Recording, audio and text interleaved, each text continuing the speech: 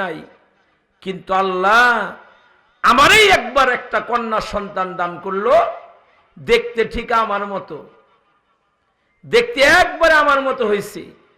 মেয়েরা বেশিরভাগ বাবার মতো হয়। সাহাবী কান্দে আর বলে, নবী দেখতে আমার মতো হয়েছে, ওর চোখগুলো আমার মতো, ওর চেহারার রংটাও আমার মতো, অনেক সুন্দর হয়েছে নবী। আমার বিবি আমার পা দুইটা জড়ায়া ধইরা বললেন, স্বামী গো, আল্লাহর দোহাই লাগে মাইরো না, টাকা দেখো, দেখতে একবারে তোমার মতো হয়েছে, তোমার কি একটু মায়া লাগে না? বাচ্চাটারে মাইরো না। বিবি আমার জোর সুপারিশ করলো, মানলাম না, ঘরে রাইখা দিলাম। মেয়েটা বড় হয়ে গেল, দেখতে সুন্দর বলে চতুর্দিক থেকে তার বিয়ের প্রস্তাব আসা শুরু হইল। নবী গো, আমি সিদ্ধান্ত নিতে পারতেছিলাম না, মেয়েটাকে কি বিয়ে দিয়ে দিব নাকি ঘরের মধ্যে রাইখা দিব। নবী গো, আমি ঘুমাইতে পারি না, আমি খাবার খাইতে পারি না টেনশনে। আমি জাহিলি যুগের মানুষ, আমরা পছন্দ করতাম না আমার মেয়েটা অন্য কোনো ঘরে গিয়া থাকবে, অন্য একটা পুরুষ তার উপরে নির্যাতন করবে, এটা একদম পছন্দ করতাম না, এজন্য মাইরা ফেলতাম। আল্লাহর রাসূল গো, মেয়েটাকে ধোঁকার জালে বন্দি করে তার মাকে বললাম, বিবি রে, মেয়েটাকে সাজায়া দাও, আমি আমার অমুক অমুক আত্মীয়র বাড়িতে তারে নিয়ে একটু বেড়াতে যাইতে চাই। মেয়ের মা তো বড় খুশি, মেয়েটাকে সাজায়া দিল। আমার কাছে যখন দিবে, ডাক দিয়ে বলতে লাগলো, স্বামী গো, আবার কিন্তু আমার মার যেন কোনো সমস্যা না হয়, আমার মেয়েটার জন্য আবার কোনো বিপদ না হয়। সাহাবী বলে, না, কোনো বিপদ হবে না। মেয়েটাকে সঙ্গে নিয়ে হাঁটতে হাঁটতে দূর, বহু দূর একটা নদীর পাড়ে চলে গেলাম, একটা নদীর পাড়ে চলে গেলাম। আমি যখন পানির দিকে তাকাইলাম, মেয়েটার ভিতরে কেমনে যেন একটু মোচড় দিয়ে উঠছে। ওই যে বিদেশে বিপাকে যদি সন্তান মইরা যায়, পশু পাখি জানার আগে আগে জানে মায়। মা বাপ যদি দোয়া করে, যেমন সন্তানের হকে সেটা কবুল হয়ে যায়, সন্তানও যদি মা বাবার জন্য দোয়া করে, ও দোয়া আল্লাহ মিস করে না। সুবহানাল্লাহ বলেন না? তার মানে মা বাবার সাথে সন্তানের সাথে একটা মারিফতি মুহাব্বত আছে। কিছু হইলে কেউ না জানলেও মা বাপ জানে, আবার মা বাবার কিছু হইলেও সন্তানের ভিতরটা কেমন কেমন যেন করে। তো বাপ যখন পানির দিকে তাকাইছে, মেয়েটা কেমনে যেন বুঝতে পেরেছে আমার আব্বা আমারে মারতে চায়। করুণ কইরা বাপরে ডাক দিয়া বলে, আব্বা, আপনি না আমার আব্বা লাগেন, আপনি কিন্তু আবার আমার মাইরেন না। বাবা গো, আমার কিন্তু আবার পানির মধ্যে ফেলে দিয়েন না। সাহাবী বলে, ও যখন আমারে বাপ বলে ডাক দিছে, ওর কণ্ঠের মধ্যে আল্লাহ এত মধু দিয়েছিল, ও যখন আমারে আব্বা বলে ডাক দিছে, ভিতরটা একেবারে দুমড়ে মুচকে গিয়েছে। আমি পানির দিক থেকে নজরকে অন্য দিকে সরাইয়া দিয়েছি। আল্লাহর নবী গো, শয়তান আমার মাথার উপরে এসে আবার চাইপে বসলো। আমি আবার পানির দিকে তাকাইলাম, অভিনয়ের সুরে মেয়েকে ডাক দিয়ে বললাম, মারে, ওই যে দেখ পানির মধ্যে কি যেন দেখা যায় মা। মেয়েটা সরল মনে পানির দিকে তাকায়া ডাক দিয়ে বলো, আব্বা, কই পানির মধ্যে কি দেখা যায়? সাহাবী বলে, নবী গো, জল্লাতের হাত আমার মেয়ের কাঁধের উপরে উঠে গেল। এমন জোরে পিছন দিক থেকে ধাক্কা মারলাম, মেয়েটা পানির মধ্যে ছিটকে গিয়ে পড়লো গলা কাটা মুরগির মতো। পানির মধ্যে মেয়েটা ছটফট ছটফট করতে লাগলো। নবী গো, মেয়েটা পানির মধ্যে পড়ে আমারে বারবার বলতেছিল, আব্বা, জীবনটা ভিক্ষা দাও, আমারে তুমি মাইরো না। যেই পর্যন্ত পানির নিচে ডুইবা না গেছে, ওই পর্যন্ত আমি ওইখান থেকে আসি নাই। বলেন গো নবী, এত বড় অন্যায় করছি, আল্লাহকে আমার জান্নাত দিবে নাকি? আমার নবী ঘটনা শুনে কাঁদতে লাগলেন আর বললেন, সাহাবী রে, জাহিলি যুগের কোন পাপের কারণে, অপরাধের কারণে ইসলাম যদি বলতো, শাস্তি দেওয়ার বিধান যদি ইসলাম দিত, আমি নবী দাঁড়ায়া থাইকে তোমারে শাস্তির মুখোমুখি দাঁড় করাতাম। হযরতে কায়েস রাদিয়াল্লাহু আনহু নবীর সাহাবী, ডাক দিয়া বলে, সে তো একটা বাচ্চা মারছে, তার বাচ্চা। আমি নবীর সাহাবী, আমি জাহিলি যুগের মানুষ, একটা দুইটা না, নিজের ঘরের 8টা কন্যা সন্তানকে জীবন্ত দাফন করেছি। জোরে কন্যা আউযুবিল্লাহ। আহারে, একটা সমাজ ব্যবস্থা ছিল, যখন কারো ঘরে কন্যা সন্তান আইতো, নারাজ হইতো, বেজার হইতো, তারা জীবন্ত মাইরা ফেলতো। আমরা ওই সমাজে দেখতে পাই, যদি কন্যা সন্তান হয় অনেক বেজার হয়, নারাজ হয়। খবরদার, আমার রাসূল বলেছে, যার একটা মেয়ে তার একটা জান্নাত, যার 2টা মেয়ে তার 2টা জান্নাত, যার 3টা মেয়ে তার 3টা জান্নাত। জোরে জোরে বলেন সুবহানাল্লাহ। সাহাবী বলেন, 8টা কন্যা সন্তানকে জীবন্ত দাফন করছি। সাহাবীদের মধ্যে কেউ দাঁড়ায় বলছে, কোনটার লিগে কি আপনার মায়া লাগে না? এতগুলো বাচ্চারা মারলেন যে। হযরতে কায়েস কান্দে আর বলে, একটার লিগে খুব মায়া লাগছে। কোনটার লিগে? বাসা থেকে বের করে মরুভূমির মধ্যে নিয়ে গিয়েছি, আমি গর্ত করতেছিলাম, আমার মেয়েটা গর্তের ভিতর থেকে মাটি উঠায়া উঠায়া আমার সহযোগিতা করতেছিল। বাপরা, মেয়েরা বাবার এত বেশি দরদি হয়, এত বেশি পাগল হয়, বাবার কষ্ট সহ্য করতে পারে না। ঘর থেকে মাঝে মাঝে মেয়েদেরকে ডাক দেয়া বলে, সারাদিন পালিয়ে আমি আর বাপের কথা কয়। মানে মেয়েরা বাবার পক্ষের লোক। কোন সমাজে যদি কোনো সন্তান মা বাপকে ভাত না দেয়, তার যদি মেয়ে থাকে, শ্বশুর বাড়িতে নিয়ে মা বাপকে পালে। কথা বলেন ঠিক কি না? মেয়েরা এত দরদি হয় মা বাবার। সাহাবী কান্দে আর বলে, মাটিগুলা উঠায় আমার সাহায্য করতেছে, আমার কপাল দিয়ে ঘাম ঝরতেছে রোদ। আমার মেয়েটা তার ওড়না দিয়ে আমার ঘামগুলা মুইসা দিতেছিল আর বলতেছিল, আমার আব্বা কেন এত কষ্ট করে গর্ত করতেছেন? আমার মেয়েটা তখনও জানে না আমি তার লেগে গর্ত বানাইতেছি। নবী গো, গর্ত যখন কমপ্লিট হয়ে গেল, মেয়েটাকে ধাক্কা দিয়ে গর্তের মধ্যে ফেলে দিয়েছি। মেয়েটা গর্তের মধ্যে পড়ে এমন করুণ সুরে কাঁদতেছিল, আব্বা মাইরো না, মানে মাইরো না, আমার জীবনটা ভিক্ষা দাও। চাপা মাটি দিয়া চলে আসছি, ওইটার লেগে খুব মায়া লাগছে। কেউ ডাক দিয়া বলছে, ওগো নবীর সাহাবী, এতগুলো কন্যা মাল্লা, আর কোনটার লেগে কি মায়া লাগে নাই? সাহাবী বলে, আর একটার লেগে খুব মায়া লাগছে।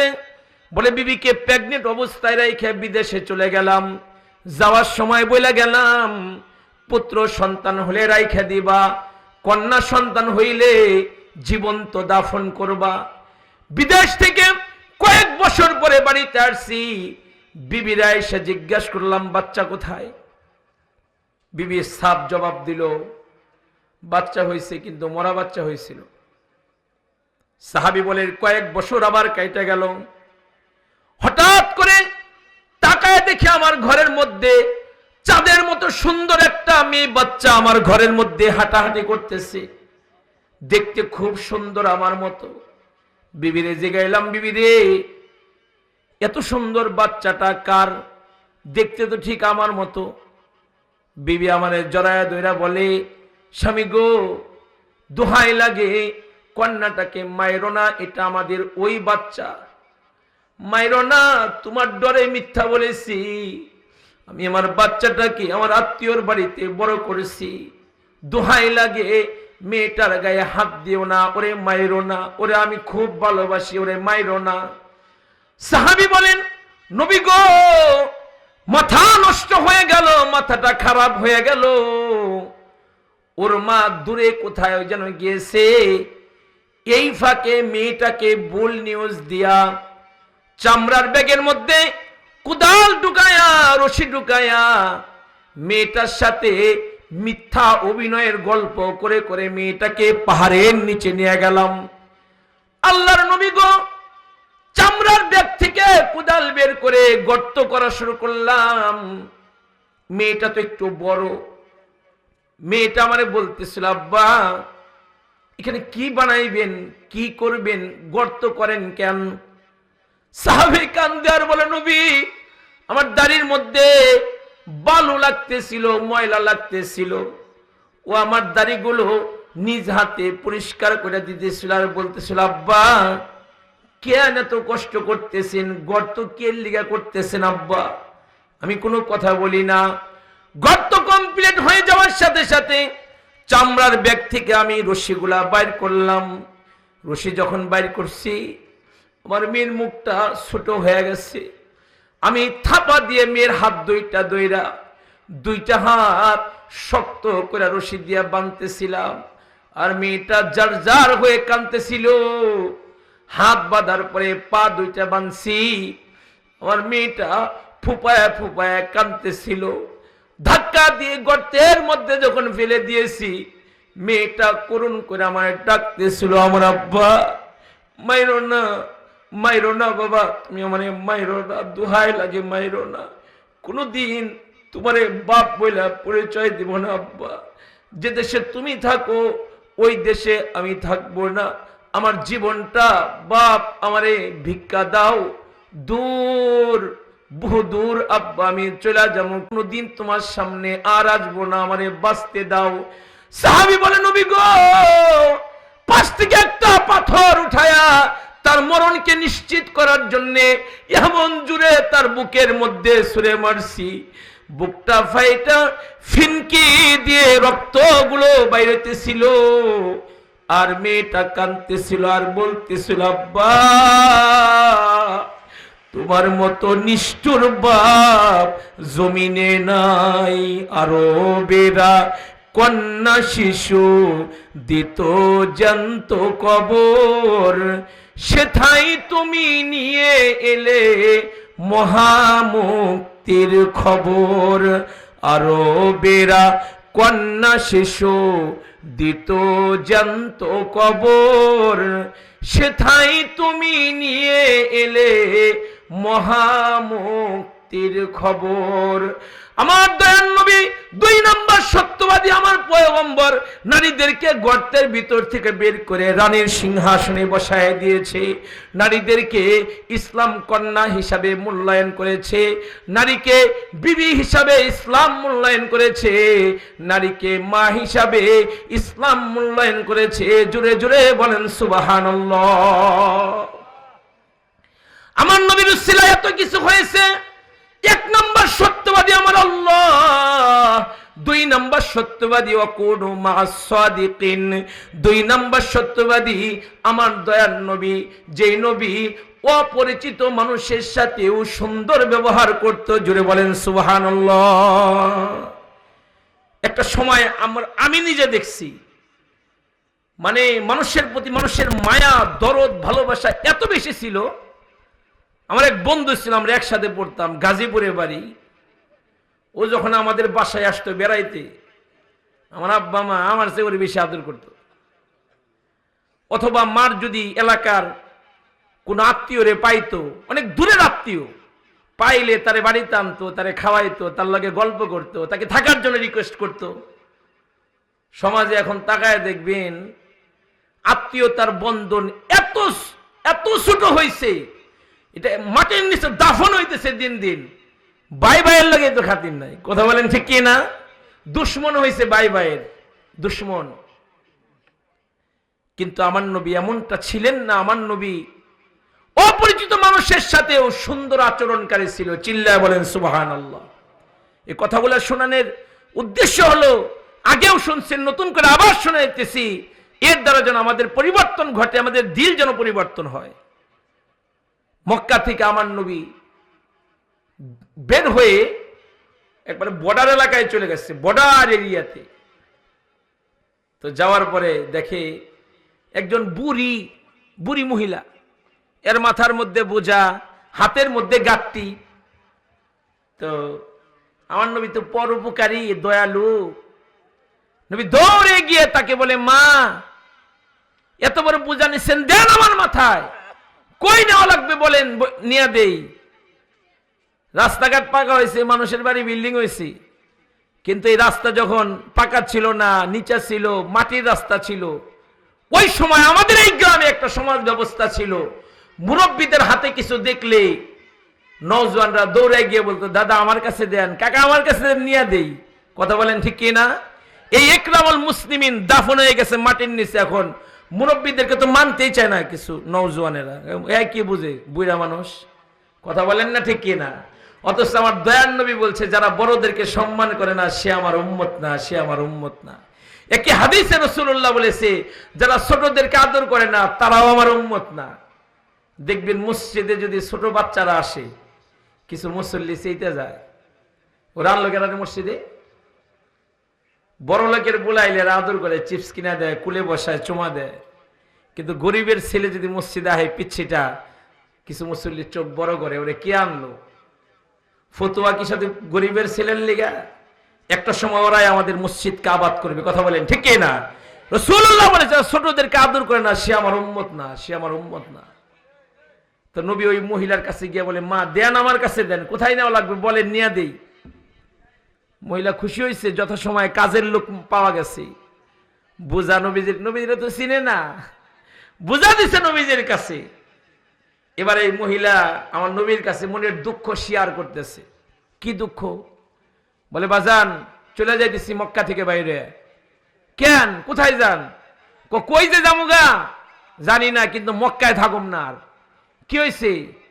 মক্কার পরিবেশ খুবই খারাপ, এই পরিবেশে থাকার সুযোগ নাই। কি হয়েছে? বলে যে মক্কা নগরীতে একটা আলামিন ছিল, সবাই তারা আদর করতাম, আমরা দূর থেকে তারা আদর করতাম। কিন্তু ইদানিং শুনে ছেলেটার মাথা আউট হয়ে গেছে, পাগল হয়ে গেছে। এখন সে খালি ঝগড়া লাগায় মানুষের লগে। কি ঝগড়া? কয়েক বংশের মানুষের লগে আর এক বংশের মানুষের ঝগড়া লাগায়, বাপ বেটার লগে ঝগড়া লাগায়, মা বিটির লগে ঝগড়া লাগায়। কি এক নতুন কালিমার ছাতার দাওয়াত দেয়, মানুষ নিজেদের ধর্ম চাইরা তার দলে জায়গা। পরিবেশ খুবই খারাপ, নিজের জীবন রে বাঁচানোর লেগে অন্য জায়গায় চলে যাইতেছি। নবীজির নাম ধইরা ধরে মহিলা গালি দিতেছে। আমি জানতে চাই, যারে গালি দেয় দূরে না কাছে? হ্যাঁ, ধৈর্যের পাহাড় আমার নবী, একটা কথার জবাব দেয় না। জায়গা মতো যখন চলে গেছে, বুড়ির বোঝা রাইখে নবী চলে আইতেছে, তখন ওই মহিলা বলে, বাজান তুমি তো খুব পরোপকারী, অনেক ভালো ছেলে, তাই তুমি আমার এত উপকার করলা, কত কিছু তোমারে শোনাইলাম, তুমি কে, তোমার পরিচয়টা শুনলাম না। আমার নবী হাইসা দিয়ে বলে, মা রাস্তা বইরা যারা গালি দিতে দিতে আসছেন, আমি সেই মুহাম্মদ সাল্লাল্লাহু আল্লাহু আকবার কাবীরা। মহিলা যেন আসমান থেকে জমিনে পড়ছে। নবীজির পা দুইটা জড়ায় ধরে কই, বাজান রে, আবু জাহেল, উতবা, সাইবা, ওয়ালিদ ইবনে মুগীরা, ওরা আমার কাছে ভুল নিউজ দিয়েছে, ভুল খবর দিয়েছে। আরে তুমি নাকি খারাপ লোক, আমি তো দেখলাম তুমি বালা, তুমি আল্লাহ আমিন। এখন তুমি আমারে পড়ায় দাও লা ইলাহা ইল্লাল্লাহু মুহাম্মাদুর রাসূলুল্লাহ সাল্লাল্লাহু আলাইহি ওয়াসাল্লাম। আমি বুঝাইতে চাই, আমার নবী অপরিচিত মানুষের সাথে সুন্দর আচরণকারী ছিল। করব তো ইনশাআল্লাহ, ইনশাআল্লাহ বলেন না সবাই? ইয়া আইয়ুহাল্লাযীনা আমানুত্তাকুল্লাহ। এক নম্বর আল্লাহ বলছি, ইমানদারেরা আমি আল্লাহরে ভয় করো। অনেক গুনাহ, ভয় করব কারে? জোরে বলেন না কারে? আল্লাহরে। আল্লাহরে ভয় করতে হইব। আল্লাহকে ভয় করতে হবে। যাদের গুনাহ ছিল না তারা আল্লাহরে ভয় করছে, আর আমরা করি না। আমার এক নম্বর বয়ান। দুই নম্বর বয়ান হলো, সত্যবাদী হলেন আল্লাহ, যারা আমরা ভয় করব। তারপরেই যিনি সবচাইতে বড় সত্যবাদী, তিনি আমার আপনার দয়ার নবী। জোরে জোরে কন্যা সুবহানাল্লাহ। ওই নবীর ইত্তিবা, ভালোবাসা, দরদ, মুহাব্বত কোন মুমিন যদি তার সিনার মধ্যে লালন করে, তাহলে রাসূলুল্লাহ বলেছে সে দূরে থাকলে কি হবে, কিন্তু মুহাব্বতের কারণে আমার ওই উম্মতরা আমার বুকের মধ্যে, জোরে জোরে বলেন সুবহানাল্লাহ, সে আমার বুকের মধ্যে, বুকের মধ্যে। শেষ করব, খেয়াল করুন, আমার নবীজির নাম যতদিন ছিল মুহাম্মদ, কোন শত্রু নাই। যেই দিন থেকে ওই নামের সাথে অ্যাড হয়েছে সাল্লাল্লাহু আলাইহি ওয়াসাল্লাম, ওই দিন আপন চাচা আবু লাহাব এত বড় পাথর নিয়েছে আমার দয়ার নবীরকে মারবে বইলা, পাথর লইছে নবীরে মারতে। আমার নবীর হৃদয়টা ক্ষত বিক্ষত হয়ে গিয়েছে, ভেঙে চুরে খান খান হয়ে গেছে। দূরের একজন মানুষ একটা কথা বললে হজম করা যায়, কিন্তু সে আমার রক্তের চাচা, সে আমারে কিভাবে মারতে আসলো। নবীর ভিতরটা ক্ষত বিক্ষত হয়ে গেছে। আবু জাহেল জোট বেঁধেছে, চক্রান্তের জাল বুনেছে, আরবের সংসদে মিটিং কল ডাকছে যে যেভাবেই হোক আব্দুল্লাহর বেটারে থামাইতে হবে। এ কোন কালিমার দাওয়াত দেয়, মানুষ দলে দলে তার কাছে কালিমা পড়ে মুসলমান হয়ে যায়। আমার নবী যে সত্যি আল্লাহর নবী এটা আবু জাহেলও জানতো, কিন্তু মানতো না, এজন্য সিয়ার কাছে থাকবে না। এর লিগে কথা বলেন ঠিক কিনা? আরবেরা সভা করে আরবে, বুত পূজা আর না চলিবে এভাবে। হাইরে মুহাম্মদ যদি না আসিত এভাবে, পূজা তবে চলতো মোদের জগতে। কেহ বলে করো তারে দেশান্তর, কেহ বলে রাখো তারে হাজতগর। কেউ বলে আবু জাহেল আব্দুল্লাহর বেটারে অন্য দেশে বর্ডার পার করে দাও, ঝামেলা খতম। কেউ বলে না, আব্দুল্লাহর বেটারে বর্ডার পার করতে হবে কেন, আব্দুল্লাহর বেটারে জেলখানার মধ্যে বড়। এমন সময় সংসদের গেটের সামনে একজন বুড়া লিবাসদারি দারোয়ানকে আইসা ডাক দেয়া বলে, দারোয়ান রে দরজা খুইলা দে, ভিতরে যাব। দারোয়ান বলে, না, বহিরাগত কোনো মানুষ এলাও না, ভিতরে জরুরি মিটিং চলতেছে। বুড়াটা ডাক দেয়া বলে, তুই আমারে ঢুকতে দে। কয় না, ঢুকলে আমার চাকরি যাইবো গা। লোকটা ডাক দেয়া বলে, তুই যদি আমারে ঢুকতে না দাস, উল্টা তোর চাকরি যাইবো গা। তুই জানোস আমি কি? আমি আবু জাহেলের দলের লোক। যখন শুনছে আবু জাহেলের লোক, তাড়াতাড়ি দরজা খুলে কয়, স্যার প্লিজ ভিতরে আহেন। স্যাররে ভিতরে ঢুকাইছে। স্যারে গিয়া শুনে আবু জাহেলের বন্ধুরা প্ল্যান করতেছে জেলখানায় পড়তে। আবার কয় না, জেলখানায় না, বর্ডার পার করে অন্য দেশে পাঠায় দেই। ঠিক এমন সময় ওই বুড়াটা দূর থেকে ডাক দিয়ে আবু জাহেলকে বলে, ভাতিজা, তোমার বন্ধুরা বলে বিদেশে পাঠাইতে, কেউ বলে জেলখানায় পড়তে, তুমি কি আমার একটা কথা শুনবানি? আবু জাহেল তো বিয়াদব, মুরব্বীদেরকে মানে না। আবু জাহেল কয়, তুমি মুরব্বী মানুষ মিয়া, তুমি কি কইবা? তোমার কি জ্ঞান বুদ্ধি আছে? বুড়াটা দূর থেকে কয়, এই বেটা, অপমান করো স্কেল লিগে, জানোস না পুরান চাউল বাতে পারে? পুরান চাউল কি পারে? বাতে পারে। তুই আমরা অবহেলা করস কেন, অপমান করস? শোন, তোর বন্ধুরা বলে এরা বিদেশে পাঠানোর লিগে, আব্দুল্লাহর বেটা মক্কায় যা করে ও বিদেশে গেলে ওই কামই করবে। সুবহানাল্লাহ বলেন না? তোর বন্ধুরা বলে এরা জেলখানার মধ্যে ভর্তি। আরে বেটা, ও বাইরে যা করে ও জেলখানার মধ্যে গেলে ওই কামই করবে, কারণ জেলখানায় যে কয়েকটা চোট বাটপারে ধরে রাখছোস, সবগুলো ও তার দলে লয়ে যাবো। সুবহানাল্লাহ বলেন না? ময়মনসিংহে ওয়াজ করবার লেগা দোয়ার পরে এক লোক আমার লোকে মুস্তাফা করতেছি, দেখি লম্বা দাড়ি পাগড়ি। তা আমি সরল মনে জিজ্ঞেসি, ভাই কোন মাদ্রাসায় পড়ান, কোন জামিয়াতে আছেন? হাসে দিয়া কয়, হুজুর আমি তো, হুজুর নাম হলো ড্রাইভার, বাস গাড়ির ড্রাইভার। তা আমি জিজ্ঞেসি, এত সুন্দর পরিবর্তন কেমনি আপনার? বলে, আলে ওই যে বাস গাড়ি চালাইতে গিয়ে মানুষ মারছিলাম, অ্যাক্সিডেন্ট কইরা পুলিশে দৈরা লয়ে গেছে, জেলখানায় গিয়ে দিয়ে গেলি হুজুর আর হুজুর। এই শেখ হাসিনা এই দেশের আলেমদেরকে জেলখানায় ঢুকাইছিল না? হাজার হাজার আলেমদেরকে জেলখানার মধ্যে মিথ্যা মামলা দিয়ে ধরে রাখছিল শেখ হাসিনা। তো ওই সময় কয় ঢুইকা দেখি খালি হুজুর, হুজুরদের কাছে 3-4 মাস থাইকা ভালো হয়ে গেছে। সুবহানাল্লাহ বন্যা। মানে হুজুররা বাইরে যা করে ওরা জেলখানার ভিতরে গিয়ে ওই কামই করে। তার মানে হুজুরদেরকে জেলখানায় বড়াও নিরাপদ না, ঝামেলা। ওই বুড়া বলে, এই আব্দুল্লাহর বেটার জেলখানায় বললে আসামি যে কয়েকটা আছে সবগুলো এর দলে লয়ে যাবো গা, কাজেই জেলখানায় বলা যেত না।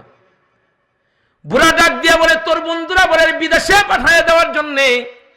আব্দুল্লাহর বেটা মক্কায় যা করে বিদেশে গেলে ওই কামই ঘটাবে। দেশে যারা চুরি করে এরা বিদেশ গেলেও চুরি করে, দেশে যারা নামাজ পড়ে এরা বিদেশ গেলেও নামাজ পড়ে। আপনাদের মনে থাকার কথা, ডক্টর মিজানুর রহমান আজহারিকে বাংলাদেশে শেখ হাসিনা থাকবার লেগে দেয় নাই, ওয়াজ করতে দেয় নাই, মালয়েশিয়া নিয়ে বসায় রাখছে। আমি জানতে চাই, মালয়েশিয়া বৈশা তার ওয়াজ কি বন্ধ ছিল না চালু ছিল? হাই রে আল্লাহ, যার যেটা কাম। ওই যে এলাকার লোকেরা বলে খাসলত যায় না মরলে, ইজ্জত যায় না ধুইলে, আর শিকার গন্ধ যায় না আতর মিশাইলে। মানে যার যেটা স্বভাব, এ যেখানে যায় এখানে এই কামই করে। ওই লোকটা ডাক দিয়া বলে, আবু জাহেল ভাতিজা, জেলখানায় না, বিদেশেও না, আব্দুল্লাহর বেটারে কাইটা টুকরা টুকরা কইরা পাহাড়ে পাহাড়ে ছিটায়া দে, মাথা ব্যথা যায় বোগা। আবু জাহেল নিজের চেয়ার থেকে লাভ দিয়ে দাঁড়ায়, কয় চাচা তুমি কেঠা, তোমার খেয়ালের লগে আর আমার মনের খেয়ালের লগে মিলে গেল গা, তোমার তো আমি মক্কায় কোনোদিন দেখি নাই। ওই বুড়া হাইসে দেয়, কয় কেন আমার চিনোস না, আমি লতিফ কাজ্জাবের বাইরা, আমি টাকলা মুরাদের বাইরা, মিস্টার শয়তান। কে কে কে? শয়তান শয়তান শয়তান, লেবাস ধরে আইছে ধোকা দেওয়ার লেগে। এই কথাতে রাজি হলো সকলে, আলী নবীর বাড়ি ছিল সেই রাতে। গভীর রজনীতে ওই যে মক্কাতুল মুআজ্জমায় কাবা ঘরের কাছে যে আমার নবীর ঘর, আমার নবী ওই বাড়িতে, আমার দয়ার নবীর ঘরটা কাফের বেঈমানেরা ঘেরাও করেছে বড় বড় তরবারি নিয়ে, নবীকে টুকরা টুকরা করে জমিন থেকে বিদায় করে দিবে। জালেমরা আমার নবীরে মারতে চায়, আর আমার নবীরে বাঁচাইতে চায় কে? আল্লাহ বাঁচাইতে চায়। জিবরাইল আসিয়া বলেন, নবী মোর হিজরত করিতে হবে হুকুম আল্লাহর। আল্লাহ নবী জাগ্রত হয়েছে, তাকায় দেখে গো বেঈমান গুলো বড় বড় তরবারি নিয়ে আমার নবীর ঘরটাকে ঘেরাও করেছে, মারবে বলে। আমার নবীর চোখ দিয়ে পানি বের হওয়া শুরু হইল। আহারে, যারা আমাদের আপনজন, যারা আমার আপনজন, তারা আমারে মারতে আইছে। নবীও ঝরে কাঁদে। জিবরাইল বলে, নবীর সময় নাই, বাইরে পড়েন। আমার নবী কাঁদে আর বলে, জিবরাইল রে, কোন দিক দিয়ে বের হব? যে দিক দিয়ে বের হব দুশমনরা তো আমারে দইরা ফেলবে, আমাকে মারবে। জিবরাইল বলে, নবী গো টেনশন নিবেন না, চিন্তা নিবেন না, এক মুষ্ট বালু হাতে লন, আর সূরা ইয়াসিনের কিছু আয়াত পড়া বালুর মধ্যে ফু দিয়ে সামনের দিকে ছুঁড়ে মারুন, কাফেরদের চোখে চলে যাবে, আপনি সহি সালামতে বেরিয়ে পড়বেন। লম্বা কথা, নবী বের হয়ে আবু বকরের দরজায় গিয়া, আজও আবু বকরের বাড়ি আছে মক্কাতে, কিন্তু বাড়ি তো আর বাড়ি না, বাড়ি মসজিদ। সুবহানাল্লাহ বলেন না, বাড়ি মসজিদ, বাড়ি তো আর বাড়ি নাই। নবী বের হয়ে আবু বকরের দরজায় গিয়ে আস্তে করে ডাক দিচ্ছেন, ইয়া আবু বকরিন। সঙ্গে সঙ্গে দরজা খুলে বলে, লাব্বাইক ইয়া রাসূলুল্লাহ, লাব্বাইক ইয়া হাবিবাল্লাহ। এই কথা আপনাদের জানা, নবী তার বন্দির লইয়া গারে সৌরেশ যেই পাহাড়, আহারে উপরের দিকে তাকাইলে মাথার টুপি পড়ে যায়, এত উঁচা, সিঁড়ি তো ছিল না। আল্লাহু আকবার কাবীরা। মানুষ পানি পুনি লয়ে উঠে, কিন্তু পৌঁছানোর আগে দেখে পানি টানি সব শেষ। আল্লাহু আকবার কাবীরা, এত উঁচু জায়গায়। তো ওই পাহাড়ের দিকে জিবরাইলের রাহবারিতে নবী যাকাইতেছে তার আদরের বন্ধুদের সাথে নিয়ে। হাঁটতে হাঁটতে নবীর পায়ে দগ্ধ হয়। নবী বললেন, আবু বকর আর তো নাহি হাঁটা যায়। সিদ্দিক গেলেন পাহাড়েরই গুহাতে, গর্ত একটা পাইলেন খুঁজে তাহাতে, ছোট ছোট ছিদ্র ছিল দেখিলেন, দেখে সিদ্দিকে মনে মনে ভাবিলেন, জামাসিরে ছিদ্র বন্ধ করিলেন, একটা ছিদ্র বাকি আছে দেখিলেন। আবু বকর সিদ্দিক আমার নবীর লয়া যখন পাহাড়ের দিকে যাইতেছে, নবীর পাগল তো, নবীর আশিক তো, নিজের জীবনের চাইতে নবীরে বেশি ভালোবাসে। একবার ডান দিকে হাঁটে, আবার দৌড় দিয়া বামে যায়, আবার সামনে যায়, আবার পিছনে যায়। নবী কান্দের বলে, আবু বকর এক পাশ দিয়ে কি হাঁটা যায় না, এমন কেন লাগাইছেন? আবু বকর কান্দের বলে, নবী গো, আমি যখন ডান পাশে হাঁটি আমার চিন্তা লাগায় না জানি দুশমনরা আমার পয়গম্বরকে বাম পাশ থেকে আক্রমণ করবে, এজন্য দৌড়ায় বামে আসি। একই কারণে সামনে যাই, একই কারণে পিছনে চলে যাই। নবী গো, আমি আবু বকর আপনার সাথে থাকতে যদি দুশমনরা আপনার গায়ে আঘাত করে, নবী হাসরের ময়দানে আল্লাহ যদি আমারে ডাক দিয়ে বলে, আবু বকর তুই থাকতে আমার দোস্তরে কেমনে বেঈমানরা মারলো, আমি আবু বকর আমার মাওলার সামনে মুখ দেখাইতে পারবো না। সিদ্দিক গেলেন পাহাড়েরই গুহাতে, গর্ত একটা পাইলেন খুঁজে তাহাতে, ছোট ছোট ছিদ্র ছিল দেখিলেন, দেখে সিদ্দিকে মনে মনে ভাবিলেন, জামাসিরে ছিদ্র বন্ধ করিলেন, একটা ছিদ্র বাকি আছে দেখিলেন। নবীরে পাহাড়ের পাথরগুলো ধরে ধরে নবীরে গুহার মুখ পর্যন্ত আবু বকর নিয়ে গেছে। নবীরে ঢুকায় নাই, বাইরেই রাইখা নিজের জীবনের রিস্ক নিয়ে গুহার মধ্যে ঢুইকা পড়ছে, পরিষ্কার পরিচ্ছন্ন করছে, নিজের পাগড়ির কাপড়গুলো ছিঁড়ে ছিঁড়ে ছিদ্র বন্ধ করছে। একটা ছিদ্র বন্ধ করতে পারে নাই। সিরাতের কিতাবে আছে আমার নবীরে বাইরে গিয়া রাহবারি কইরা ইস্তেকবাল কইরা আমার নবীর ভিতরে আইনা বলে, নবী গো আর টেনশন নাই, আপনি এখন একটু আরাম করবেন, আর চিন্তা নাই। এক উরুতে নবী পাককে শুয়াইলো, আর এক পা দিয়ে ছিদ্র বন্ধ করিল। সর্প একটা ছিল সে থাই লুকায়া, সিদ্দিকেরও পায়ে দিল ডুমসিয়া। আবু বকর সিদ্দিক আমার নবীরে পরাণ বইরা একা একা নবীরে দেখতেছে। এদিকে সাপে কামড় দিয়েছে, আবু বকরের চোখ দিয়ে পানির ফোঁটা গড়ায় পড়তেছে, নবীর চেহারার উপরে গিয়া পড়ছে। চোখ মিলে আমার নবী বলেন, আবু বকর কাঁদেন কেন, কি হয়েছে, বাড়ির কথা কি মনে পড়ছে নাকি? আবু বকর বাচ্চাদের মতো আরো কেঁদে দিয়ে বলে, নবী কেন বাড়ির কথা মনে করে কাঁদবো, আমি আবু বকর তো আমার জীবনের চাইতে আমার দয়ার নবীরে বেশি ভালোবাসি। আল্লাহর নবী দেখেন আবু বকরকে সাপে কামড় দিয়েছে, নবী লালা বের করে থুতু বের করে ক্ষত জায়গায় লাগাইয়া দিল। লাগাইতে দেরি হয়েছে, আমার আল্লাহ আবু বকরকে সুস্থ বানাইতে দেরি করেন নাই। কেন করবেন না? আমার পয়গম্বরের থুতুর মধ্যেও মজেজা, নবীর হাতের মধ্যেও মজেজা। এক পেলা দুধের মধ্যে আমার নবী হাত চুবাইয়া দিয়েছে, শত শত সাহাবী দুধ পান করে কিন্তু ঘুমাইতে পারে না। সর্প এসে কেন্দে বলেন, নবী মোর সর্প আমি ঈসা নবীর জমানার, শুনেছিলাম একদিন তাহার মুখেতে, মুহাম্মদ নবী আসবে রে শেষ কালেতে। সাপ আইসা নবীর লগে কথা কইতেছে।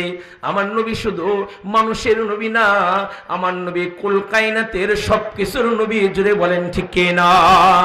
সাপ আইসা কান্দার নবীকে বলে, নবী গো শত বছর আগে দুনিয়াতে আসছি, তাওরাতের আলেমের মুখে শুনছি আখিরে জমানার নবী আসবে, মক্কায় জন্ম নিবে, জালেমরা থাকতে দেবে না, মদিনায় হিজরত করবে। যাওয়ার পথে মদিনার মুরুদুলাল নবী, মদিনার পয়গম্বর আমার দোস্ত এই গুহার মধ্যে একটু আশ্রয় নিবে, আরাম করবে, রেস্ট করবে। নবী গো খবরটা শুই না গুহার মধ্যে আসছি, খায়া না খায়া এই গুহার মধ্যে আমি বসে থাকি, কত রাস্তা বানায় রাখছি আপনার এক নজর দেখার লেগা। নবী গো আবু বকর সব রাস্তা বন্ধ করে দিছে, একটা বন্ধ করতে পারে নাই, পা দিয়া ধাক্কা দিয়া ধইরা রাখছে। কতবার মাথার দ্বারা ধাক্কা এলাম, সরাই না। আমি টেনশনে পড়ে গেছি, আমার দয়ার নবী যদি চলে যায়, আমি সাপের শত বছরের মেহনত মাটি হয়ে যাবে। সাপ আমার নবীরা চিনল। ও নবীর উম্মতের দলেরা, আমাদেরকেও ওই নবীকে চিনার দরকার আছে না? না, আমার নবী শুধু মানুষের নবী না, আমার নবী সাপেরও নবী, আমার নবী গাছেরও নবী, আমার নবী মাছেরও নবী, আমার নবী কুল কায়নাতের সব কিছুর নবী। আমার ওই নবীরে যদি কেউ একবার স্বপ্নেও দেখে, দোজকের আগুন হারাম হয়ে যায়, জান্নাত তার জন্যে ওয়াজিব হয়ে যায়। কত দিন কত রাত কাঁদলে পরে, আসবে গো ডাকই পাক মদিনার। দেখিছে রোজ রোজ কত জন যায়, আমার হৃদয় গো করে হাই হাই, নাও গো ডেকে নাও এ পুরা হৃদয় জোড়াও, নাও গো কবুল করে এই মিনতি। নারে তাকবীর। আমার নবী সব কিছুর নবী। বুখারী শরীফে হাদিস মওজুদ আছে, নবীর মসজিদের এক আশেক নবীর ডাইকে বলে, নবী আপনি একটা খেজুর গাছের লগে ট্যাক লাগায় খুতবা দেন, আমি আপনার মেম্বার বানায় দেই। ওই যে ইমাম সাহেব জুমার দিন